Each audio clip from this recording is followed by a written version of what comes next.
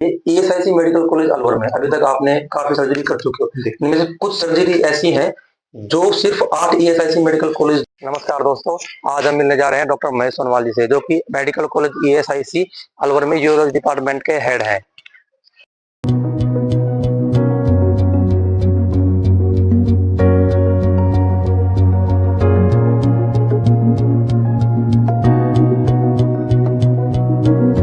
नमस्कार दोस्तों, मैं Hemkant Yadav, owner and MD of Shanvi diagnostic centre. दोस्तों, आज हम बात करेंगे यूरोलॉजी से जुड़ी समस्याओं के बारे में। जैसा कि आप जानते हो कि आज के समय में यूरोलॉजी से रिलेटेड बहुत सारी समस्याएं होती है। तो आज हमारे साथ हैं urology department ESIC medical college Alwar से डॉक्टर महेश सोनवाल जी। तो आइए हम आपको मिलाते हैं डॉक्टर महेश सोनवाल जी से। नमस्कार डॉक्टर साहब। नमस्कार। और डॉक्टर साहब, अपने बारे में दर्शकों को अपने बारे में बताएं। मैंने 2022 में एमसीएस पास आउट किया बीकानेर मेडिकल कॉलेज से। उसके बाद में अलवर आया, पहले विजय हॉस्पिटल ज्वाइन किया, फिर सोलंकी। उसके बाद में मैंने एएसआई मेडिकल कॉलेज ज्वाइन किया 6 फरवरी 2023 से। तो अभी मैं वहीं यूरोलॉजी डिपार्टमेंट में हेड के पद पर कार्यरत हूँ पिछले 2 साल से। डॉक्टर साहब, ये बताइए कि यूरोलॉजी में कितने तरह की बीमारियां आती हैं, यूरोलॉजी है क्या, और आप किस तरह की बीमारियों का ट्रीटमेंट करते हैं? यूरोलॉजी जनरली यूरिन से रिलेटेड होती है। जहाँ से अपना यूरिन बनता है वो बनता है किडनी से। उसके बाद वो गुर्दे की नली से होता हुआ पेशाब की थैली में आता है, फिर वहां से वो अपने मूत्र मार्ग के रास्ते से बाहर निकलता है। तो यूरोलॉजी में किडनी से लेकर यूरेथ्रा तक की बीमारियां सम्मिलित हैं। साथ में जननांग भी इसमें सम्मिलित है। जैसे कि आप कुछ एग्जांपल दे सकते हैं, कौन कौन सी बीमारियां होती हैं? जैसे जनरली पॉपुलेशन में स्टोन डिजीज होती है इस अलवर रीजन में। तो इसके अलावा ओल्ड एज में प्रोस्टेट से रिलेटेड प्रॉब्लम्स होती हैं। तो यूरोलॉजी को अलग अलग कैटेगराइजेशन डिवाइड किया गया है। जैसे बच्चों में यूरोलॉजी, जैसे बच्चों की यूरोलॉजी की प्रॉब्लम है, उसको पीडियाट्रिक यूरोलॉजी कर दिया। यूरो ऑन्को, जिसमें कैंसर से संबंधित बीमारियां आती हैं। यूरोलिथियासिस एंडो यूरोलॉजी, जिसमें दूरबीन से पथरी का ऑपरेशन किया जाता है, वो पथरी प्रोस्टेट वगैरह का किया जाता है। तो endo urology, euro oncology, euro gynaecology, जिसमें महिलाओं की भी दिक्कत आती है पेशाब से संबंधित, तो उसको euro gynaecology, paediatric urology. And इसके अलावा एक और ब्रांच होती है रिकंस्ट्रक्शन यूरोलॉजी। उसमें जो चीजें खराब हो चुकी हैं उनको दोबारा क्रिएट किया जाता है, बनाया जाता है। रिकंस्ट्रक्शन। इसके अलावा एंड्रोलॉजी और सेक्शन होता है। डॉक्टर साहब, आप इनमें से कौन कौन सी बीमारियों का सर्जरी करते हैं या कौन कौन सी बीमारी को ट्रीट कर चुके हैं अभी? मैं जनरली सारे ही जो सब स्पेशलिटीज होती हैं सारे करता हूँ। Uro onco, endo urology, paediatric urology, uro gynaecology and reconstruction. Specially interested in reconstruction urology, like hypospadias repair in paediatric age groups. बच्चों में जो पेशाब का रास्ता पीछे होता है जन्म से, तो उसको सर्जरी करके आगे कराया जाता है। It is very typical surgery, generally not done in Alwar. And one more thing, structure urethra, जिसमें पेशाब का रास्ता सिकुड़ जाता है, तो उसमें क्या है कि नया रास्ता बनाया जाता है। इसीलिए I am interested in generally reconstruction urology. Okay. वैसे जो चीज अपने अलवर में नहीं है, जनरली होती भी नहीं है। एक यूरो ऑन्कोलॉजी जो अपने अलवर में नहीं होती, तो कैंसर के ऑपरेशंस जो होते हैं यूरोलॉजी में, वो हम फ्रिक्वेंटली यहाँ पे करते हैं। ओके। तो डॉक्टर साहब, ये बताइए कि अभी तक अलवर में ईएसआईसी मेडिकल कॉलेज में या उसके अलावा कितनी सर्जरी आप कर चुके हैं जो सक्सेसफुल हो चुकी है?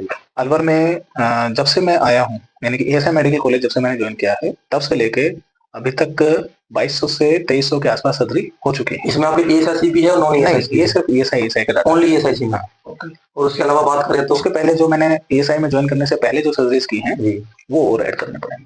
तो इस हिसाब से तो आपके सर्जरी के नंबर काफी हायर देन 10,000 से प्लस चले जाएंगे। नहीं, 10,000 तो नहीं जाएंगे, बट लेकिन 2.5 वहाँ के और लगभग 1,000 होने वाले, तो लगभग 300,000 सर्जरी। 360। तो सभी सक्सेस रही है? हाँ, अभी तक सभी सक्सेस है। की महिला की तिजारा की रहने वाली थी, सीता नाम था उनका, शायद उनकी 3 घंटे तक स्टोन की सर्जरी की थी। तो उसके बारे में आप हमें बताएं, क्योंकि जैसा कि हमने कई न्यूज़पेपर में पढ़ा था, आपका नाम भी काफी हाईलाइट हुआ था उस टाइम कि उसकी 10% तो शायद उसकी किडनी बची हुई थी और 6 सेंटीमीटर तक उसका सिकुड़ गई थी, उसका साइज जो था। तो आप हमें बताएं कि किस तरीके से, कितना टिपिकल था, क्या आपका एक्सपीरियंस रहा उसके बारे में?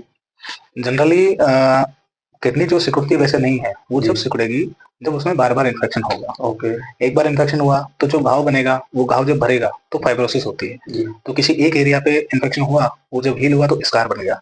ऐसे मल्टीपल जगह पर अगर इन्फेक्शन होगा और लेटर ऑन जब मल्टीपल जगह पे फाइब्रोसिस होगी, तो वो चीज इतनी से छोटी हो जाएगी और छोटी होने के बाद में फंक्शन भी डिक्रीज होता जाएगा। हर एक स्कारिंग के बाद में फंक्शन कम हो जाएगा। ओके। डॉक्टर साहब, ऐसे चांसेस में जब ऐसे केसेस आते हैं आपके पास, तो कितने चांसेस होते हैं पेशेंट के रिकवर होने के या ऑपरेशन के सक्सेसफुल होने के? नहीं, ऑपरेशन तो सक्सेसफुली हो जाता है, ऐसा कुछ नहीं है। ओके। बट किडनी को प्रिजर्व करना नहीं करना, ये एक क्रिटिकल पॉइंट है कि अपन ऑपरेशन करके किडनी को ही निकालें या फिर अपन कुछ और सर्जरी करके किडनी को प्रिजर्व करें, उसके लिए कारण है। यदि जैसे ये जो महिला थी, इसके पहले ऑपरेशन हुआ था स्टोन का, तो नली में थी पथरी। तो उस टाइम जब ऑपरेशन हुआ तो कराने के महीने भर बाद तक कोई दिक्कत नहीं है, लेकिन उसके बाद में उसको पेन कंटिन्यू रहने लगा, बार बार कई एपिसोड्स फीवर के भी आए, बुखार भी आए। तो जाहिर सी बात है वो इन्फेक्शन की वजह से आए होंगे। फिर बाद में पता लगा जब हमारे पास आया मरीज, तो हमने जांच करी, उसमें पता लगा कि इसको स्ट्रक्चर है यूरेटर में, सीटी स्कैन में हमको पता लगा, लेकिन उसमें किडनी का फंक्शन हमको पुअर लगा। इसलिए हमने एक और टेस्ट कराया जो ये बताता है कि कितना परसेंट किडनी काम कर रही है और वेदर इट इज सॉल्वेबल और नॉट। तो किडनी का कितना काम करना जरूरी है ऐसे केसेस में अगर देखा जाए? एडल्ट में और पीडियाट्रिक पॉपुलेशन में दोनों में अलग अलग डाटा है।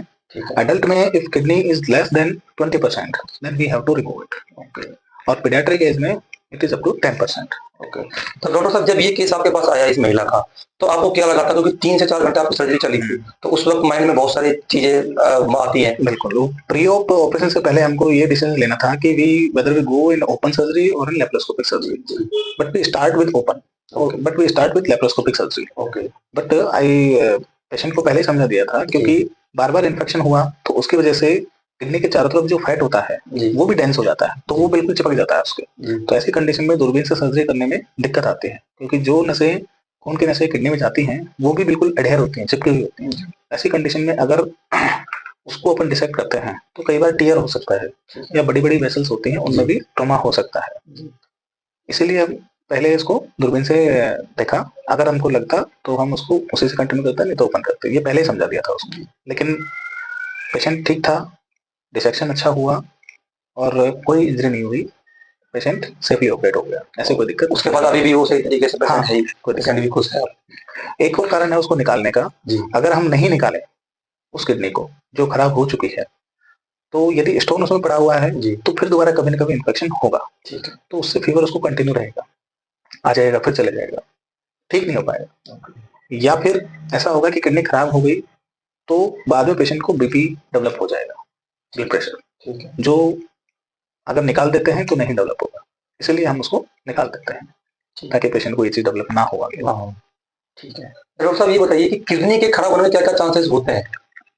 रीजन क्या होते हैं किडनी खराब होने के? मेजॉरिटी तो स्टोन है, ठीक है, स्टोन डिजीज। लोग बाग क्या करते हैं कि दवाइयां ले लेते हैं, चलता रहता है ट्रीटमेंट, बार बार फीवर आया दवाई ले लिया ठीक हो गया, फिर वापस आ गया फिर ले लिया, तो जनरली नेग्लेक्टेड पेशेंट्स में ऐसा होता है। अगर नेग्लेक्ट ना करें तो अपन उसको प्रिजर्व किया जा सकता है। दूसरा स्ट्रक्चर हो गया, पहले कोई सर्जरी हुई, यूरेटर की इंजरी हो गई, एंट्रा पता नहीं लगा, यानी कि other surgeries like gynaecological surgeries या एनी अदर सर्जरीज, उसमें ट्रॉमा हो गया लेकिन एंट्रा पता नहीं लग पाया, तो वो बाद में किडनी को खराब करेगा स्ट्रक्चर होने के बाद में, ठीक है। और एक और है डायबिटीज और हाइपरटेंशन, ओके, ये भी चीजें किडनी को डैमेज करती हैं। और कितने परसेंट चांसेस होते हैं उसको गुर्दे को निकालने के? किस कंडीशन में वो निकाला जाता है? जब किडनी का जो फंक्शन है वो लेस देन 20% हो एडल्ट में और बच्चों में 10% से कम हो, then we have to remove the kidney. Okay. तो सर ये बताइए, ईएसआईसी मेडिकल कॉलेज अलवर में अभी तक आपने काफी सर्जरी कर चुके हो, इनमें से कुछ सर्जरी ऐसी है जो सिर्फ 8 ईएसआईसी मेडिकल कॉलेज जो अपने ऑल ओवर इंडिया में है, उनमें से पहली बार अलवर में ही हुई है जी, और अलवर के अलावा कहीं पर शायद वो हुई भी नहीं है जी, तो उनके बारे में आप थोड़ा विस्तार से बताएं। जनरली जो सर्जरी मैंने यहाँ पे करी है जो टिपिकल रही हैं वो सब रेफर्ड पेशेंट्स थे मेरे पास, वो किसी न किसी ईएसआई मेडिकल कॉलेज से ही रेफर्ड। जैसे फर्स्ट जब मैं आया था फरवरी में, उसके बाद मैंने मार्च में यूरो ऑन्कोलॉजी का एक केस किया था जिसमें पेशाब की थैली में कैंसर था। It was very big and outside the bladder also. Okay. It goes into lymph nodes. Then we plan for radical cystectomy and allele conduit for that patient. तो पूरी पेशाब की थैली निकाल के नई पेशाब की थैली क्रिएट करी, ठीक है, उससे पूरा कैंसर भी निकल गया और अभी वो पेशेंट एकदम ठीक है 2 साल के बाद भी। अभी परसों ही पेशेंट आया था, कोई कंप्लेंट नहीं है।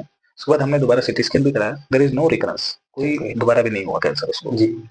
तो ये पहला मेरा सबसे बड़ा ऑपरेशन था ईएसआई मेडिकल कॉलेज में आने के बाद में, ठीक है, जो अपने अदर ईएसआई मेडिकल कॉलेज में नहीं है, अलवर में भी नहीं है, जयपुर भेजना पड़ता था इनके लिए, तो पेशेंट यहीं ऑपरेट हुआ।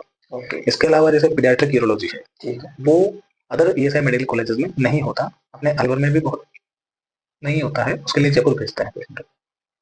तो पीडियाट्रिक यूरोलॉजी मैंने यहाँ शुरू किया, उसको शुरू किया मुझे लगभग 1 या 1.5 साल के आसपास मुझे हो गया। ऑनको पीडियाट्रिक दोनों आप यही कर रहे हो? हाँ, जिसमें हाइपोस्पेडियास रिपेयर है, अनडिसेंडेंट टेस्टिस है, जी, पीडियाट्रिक हर्निया रिपेयर है, यूरेट्रिक इम्प्लांटेशन है, टेपरिंग है जी, and posterior urethral valve also. जी। तो डॉक्टर साहब ये तो बहुत बड़ा अचीवमेंट है अलवर के लिए भी और हमारी एचएससी कॉलेज के लिए, आपके लिए भी, क्योंकि पहले क्या होता था कि अलवर से पेशेंट को रेफर करते थे हम जयपुर। अब क्या हो रहा है, आपके आने के बाद जयपुर के पेशेंट अलवर आ रहे हैं, अदर ये सारी अलवर आ रहे हैं, जबकि ये तो पूरे ऑल ओवर इंडिया का मैटर है। तो इससे तो आपका अलवर का नाम कहीं हो सकता है अपर लेवल पे जाएगा, और इस तरीके से अगर आप काम करते रहे तो शायद मुझे लगता है कि आपका अलवर का नाम फिर हायर देन पता नहीं कहाँ पहुंचेगा। वो तो वक्त बताएगा। जी, जी।